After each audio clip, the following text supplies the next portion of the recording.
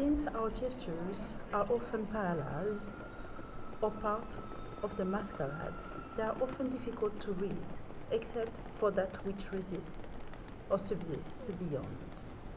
In suffering, but also in woman's laughter. And again, in what they dare do or say when we are among themselves. To be mute is to be patient and courageous. Lupus, the Roman child without tongue, was always my favorite book character. I'm sitting in his jeans, pushing jasmine oil into flesh, laughing and murmuring nothing, playing a masseuse. Breathless, fluttering flight in a cold room, and the flimsy blind is billowing slightly. I feel not entirely present, but I'm exhausted from walking around in the cold all day, and I think nothing of it, eyes half closed. What? We're both laughing, giggling, because I'm giving a massage and my words keep dissolving into shy smiles. Each word begins assured, slurs, becoming slippery, and dissolves into my throat, covering up with laughter. My face feels flushed, and I'm glad yours is face down into the bed, unable to see my growing confusion. What? I take slow, shaken steps down the neon corridor into a large disabled toilet, which I don't feel entitled to, so I slip in quickly.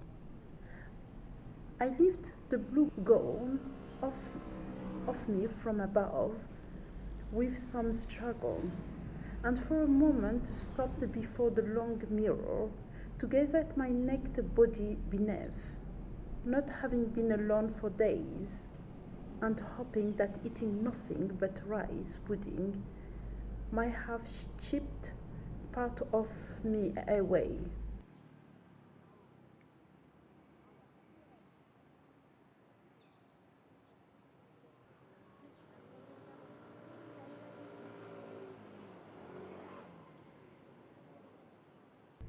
I brought a tube of foundation into the loo, hidden because I didn't want to look vain.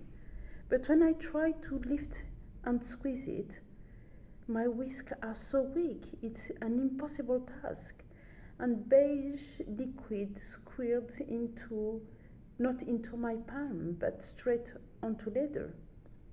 I start to cry when I realize it won't come out of the leather, and I lie on the sparkly blue linoleum floor.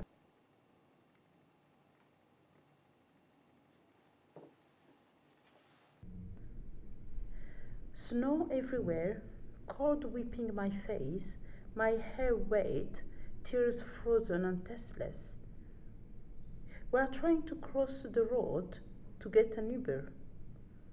I push my greasy, badly dyed hair behind my ears, attempting to keep up appearances. The Uber driver listens to every word.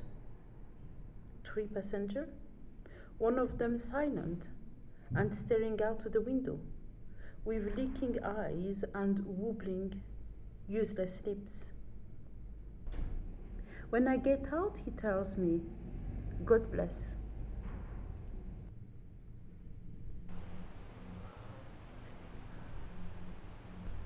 I should like to ask what it means to speak as hysteric. Does hysteric speak? Isn't hysteria a privileged place for preserving? But in latency, in sufferance, that which does not speak? Those aspects of woman's earliest desires that find themselves reduced to silence in terms of a culture that does not allow them to be expressed, a powerlessness to say, upon which the Oedipus complex then superimposes the requirements of silence? Hysteria. It speaks in the mode of paralyzed gestural faculty, of an impossible and also a forbidden speech. Both mutism and mimicry are then left to hysteria. Hysteria is silent, and at the same time, it mimes. And how could it be otherwise? Miming and reproducing a language that is not its own. Masculine language.